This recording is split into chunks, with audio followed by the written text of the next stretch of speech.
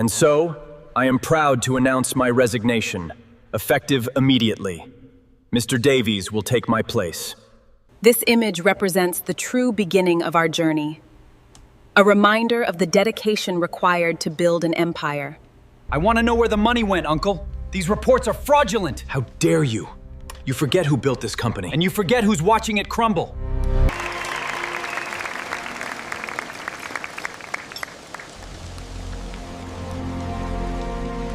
The band went quiet the moment he set the envelope on the table. Eleanor Whitfield stared at it, still smiling, still certain this was another one of her husband's theatrical surprises. Turning 40 deserved a little drama, didn't it? "Nathaniel, what have you done now?" she laughed, reaching for the ribbon. "Open it and find out," he said, loud enough for the nearest tables to hear. She untied the bow. The first line stopped her breath cold, a formal request to end their marriage. 200 guests, caterers, board members, even a photographer hired for the occasion, watched her hands begin to shake.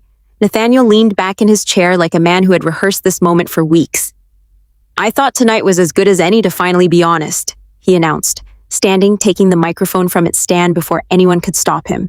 "Everyone here believes I've had the perfect marriage. I haven't." A ripple of disbelief moved through the ballroom. Eleanor's closest friend leaned toward her, whispering that this had to be a joke. It wasn't.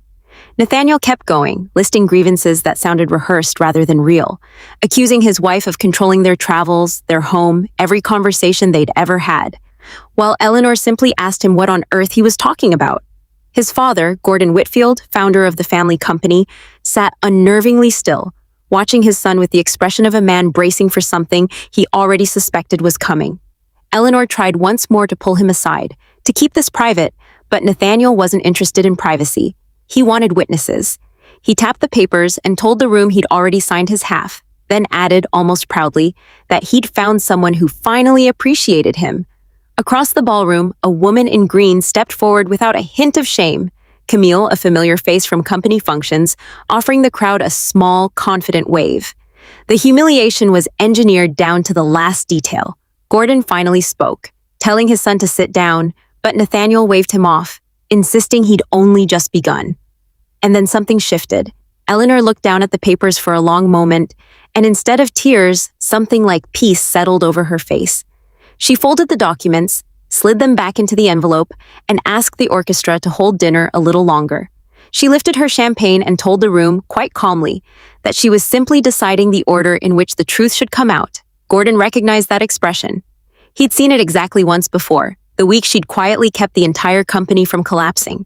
Nathaniel scoffed that there was no truth left to reveal. Eleanor only smiled and said there was plenty. When Camille stepped in with false sympathy, Eleanor asked one simple question. If she had nothing to hide, why had Nathaniel brought her to a stranger's birthday party at all? Then Eleanor checked her watch and told the room she was waiting for someone. Right on cue, the ballroom doors opened, and in walked an attorney with a briefcase, an assistant with a folder, and a technician wheeling in a projector. Nathaniel's confidence cracked for the first time all evening. What followed was not an accusation, it was evidence. A photograph appeared on the screen. Nathaniel and Eleanor, 12 years younger, standing in front of a company that had been drowning in debt long before he ever held a title. Older executives in the crowd nodded. They remembered those years all too well. Eleanor reminded everyone of the emergency board meeting still talked about in hallways, the one where Nathaniel had promised he'd found a way to save the family business. She told them gently that he hadn't. Her own father had died 6 months before that crisis, leaving her an inheritance she'd planned to use opening her own studio. Instead, she'd liquidated nearly all of it and quietly wired it into the company that bore her husband's name, asking for nothing but anonymity in return. Wire transfers, signed guarantees, private investment contracts, each one bearing her signature, filled the screen. A retired board member stood, recalling that they'd always been told the investor wished to remain unnamed. Gordon confirmed it. Every eye in the room turned toward Eleanor, who simply said she'd never wanted the credit. She'd wanted a marriage built on partnership, so she'd let everyone believe her husband was the one who'd saved them. Nathaniel, cornered, tried to make it personal, insisting that none of it changed the fact she'd failed him as a wife. Gordon flinched at his own son's cruelty, but Eleanor didn't take the bait. She simply clicked forward to property deeds. Office towers, hotels, a beachfront estate Camille had once visited and believed belonged to Nathaniel. Every listing traced back to Eleanor's name or her family trust. Camille's confidence collapsed in real time as she realized the homes, the getaways, the gifts she'd been showered with had never truly belonged to the man giving them. Then came the acquisitions, the strategic plans, the negotiations that had doubled the company's revenue, all bearing Eleanor's fingerprints, not her husband's. A stunned board member admitted he'd always assumed those wins were Nathaniel's.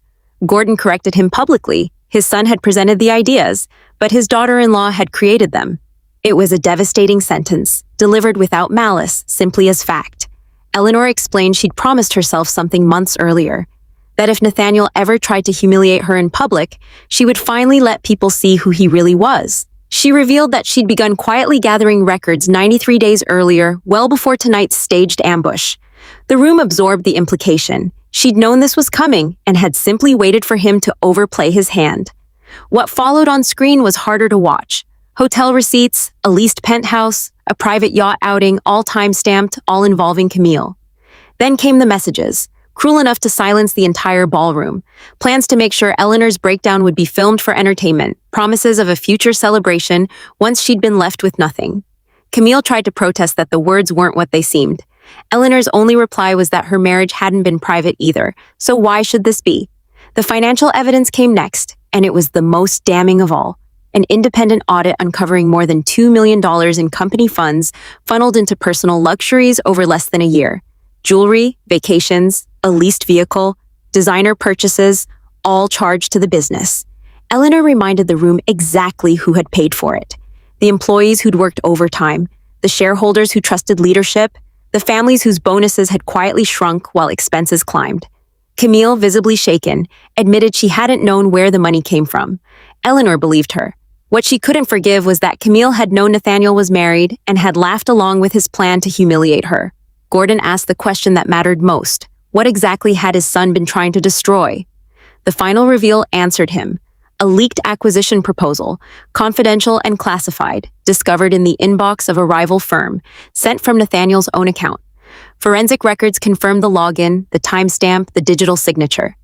Nathaniel finally admitted it outright, snapping that he'd been tired of living in his wife's shadow, tired of a father who trusted her judgment over his own, and that he'd wanted one deal that belonged entirely to him, even if it meant selling out the family that raised him. Gordon's heartbreak was total. He reminded his son that Eleanor had helped save the company, that the employees had built it with their hands, that he himself had started it. But Nathaniel had very nearly destroyed everything it stood for. Then Gordon produced a sealed envelope of his own, one he'd clearly been carrying all evening, hoping he'd never need it. The board chairman opened it and read the verdict aloud. Effective immediately, Nathaniel was removed as chief executive, his access revoked pending a full investigation. Nathaniel begged his father to stop it. Gordon, through tears, told him he wasn't choosing Eleanor over his son. He was choosing integrity over betrayal. The chairman then announced the board's unanimous choice for interim leadership, Eleanor Whitfield. The ballroom rose in applause, no longer for the man who'd orchestrated the evening, but for the woman who had quietly built everything he'd taken credit for. Camille, humiliated and alone, admitted she'd fallen for the man Nathaniel pretended to be, apologized quietly to Eleanor, and walked out without him. Security approached Nathaniel for his executive badge. He handed it over in silence, then left the ballroom that had once belonged to him without a single person following him to the door. Outside, in the rain, his driver informed him the company car now answered to a different office. In its place was a small envelope from Eleanor, containing only one line, that the greatest loss a person can suffer isn't power, but forgetting the people who helped them earn it. Inside, Gordon apologized to Eleanor for everything his son had put her through. She told him gently not to apologize for another person's choices. He told her the company was hers now. She corrected him. It belonged to everyone who had given their best to build it. Employees surrounded her with stories she'd long forgotten, small kindnesses that had changed their lives without her ever realizing it. 6 months later, Whitfield Holdings posted its highest profits in company history, launched new scholarship and mental health programs, and extended bonuses to every employee, from the executive floor to the front desk. Eleanor never took credit alone in interviews. She always said the same thing: a company only grows when its people do. Gordon retired that summer, telling a room full of employees that his only true regret was waiting so long to let the world see who the real leader had always been. Back in her office, Eleanor opened a drawer containing the unsigned divorce papers, looked at them one final time, and quietly closed it. Some chapters, she'd learned, don't need to be reopened. They only need to be finished. Nathaniel had believed public humiliation would break the woman who'd stood beside him for over a decade.